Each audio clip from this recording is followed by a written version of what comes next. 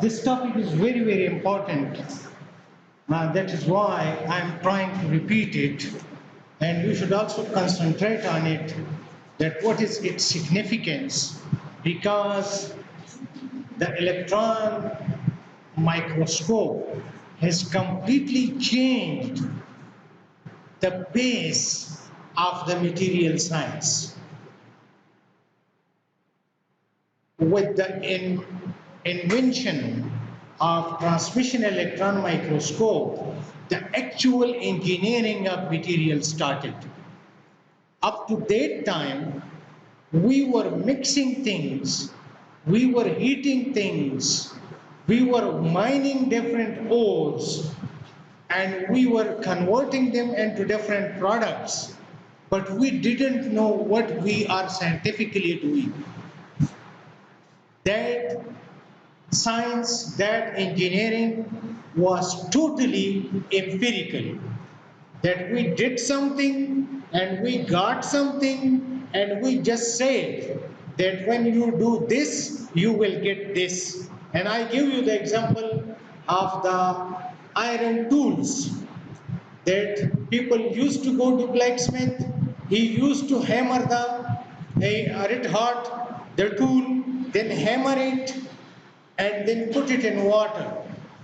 But they didn't know what was happening to that. They just said that when you do this, this and this, you will get this sort of product. But the science beyond that whole mechanism was not known. It was electron microscopy which went up to the atomic planes, which went up to the knowing of the stresses induced into a tool and get the information, what happened there, what physical difference came there, which caused the improvement or deterioration of the property. So it was electron microscope which enabled humanity to look into the science beyond the changes in the properties of material. So it was very important. And I am giving you the simplest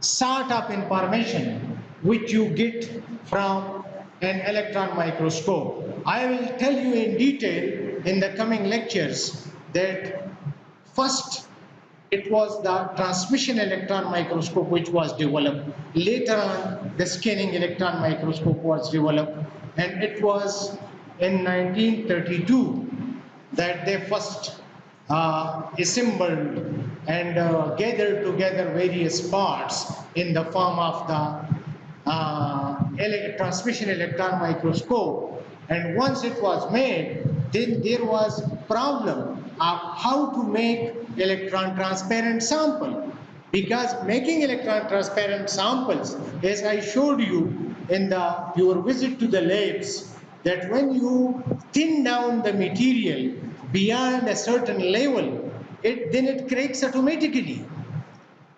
The sample cannot sustain its body, right? So then people focused upon the various routes, how to make electron transparent sample so that these can be studied. So we will have a complete lecture on sample preparation as well in the coming days.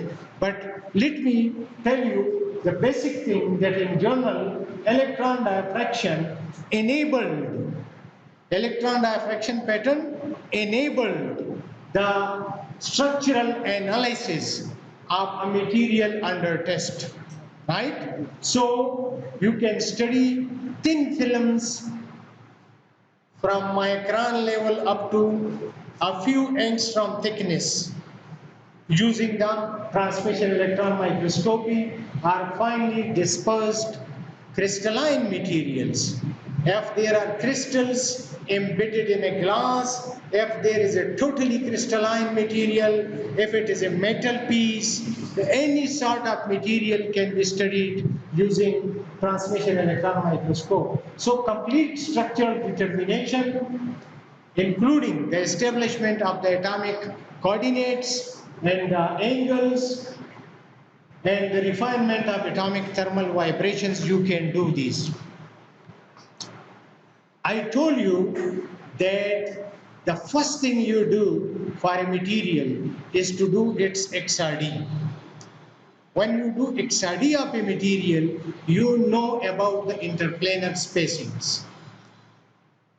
When the interplanar spacings are known and the relevant 2 thetas are known, that where that particular intensity peak is occurring, from there you can calculate the latest parameters.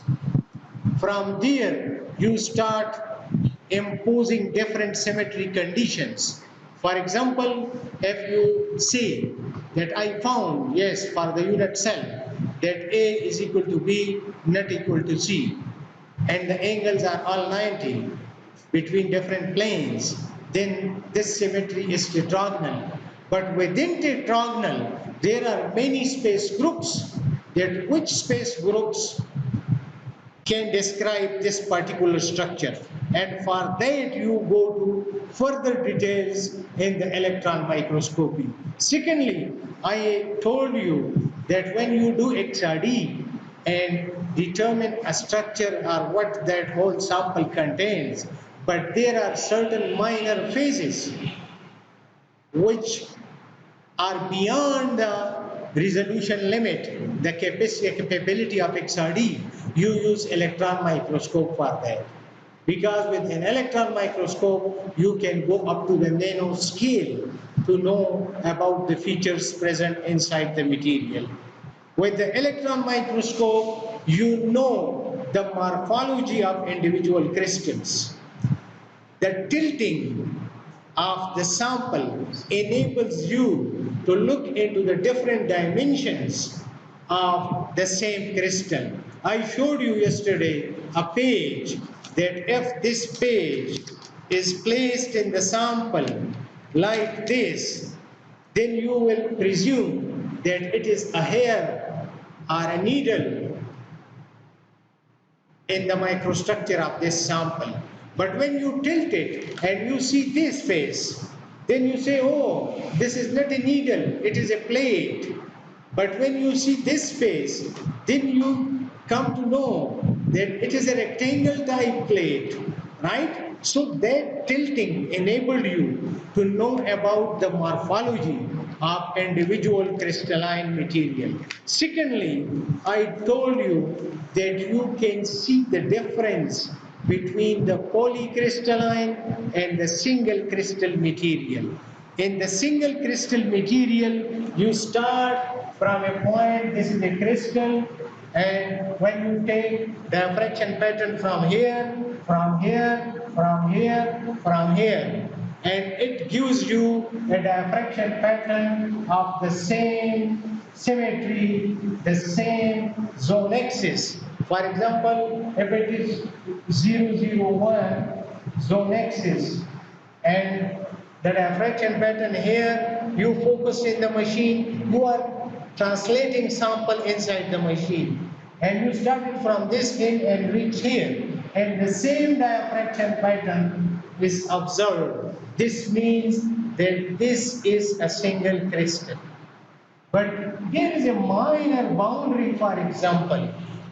And you see one type of diffraction pattern here, but when you reach here, you see another diffraction pattern, for example, with 100 direction. Then it is a polycrystalline material. It is not a single crystal. It is a polycrystal grain, you can say. So, by changing the position of the sample, you can know what changes are occurring inside a specific grain, and only electron microscope can tell you that. In X-ray you don't see things. In scanning electron microscopy, you don't have the diffraction facility. So if you see any morphology within the scanning electron microscope, you can't say which face is this and which face is this. But transmission electron microscopy tells you that which phase is facing you on the top of the microstructure you see, right? So this is the ability of the transmission electron microscopy. But I told you that the accuracy in transmission electron microscopy image-wise, it is okay. But in diffraction pattern, when you are talking of accuracy, you are making the reciprocal lattice vectors in centimeters and worse, right? Reciprocal lattice vector in centimeter and worse. And 1 centimeter is equal to 10 power 9 angstrom. 1 meter is 10 power 10 angstrom. So 1 centimeter is 10 power 9 angstrom. So when it is 10 power 9 angstrom and you just do an error of 0.01, what this 0.01 means here? If you multiply this by 0.01, what will happen there? It will be 10 power minus 7, 10 power 7, right? So a little bit error in your measurement of the reciprocal lattice vector can bring here a lot of changes. And other important factor which I didn't mention yesterday, the sample is here, right? The electron gun is here. There is an optimum position at which the beam comes as per the specification of the microscope.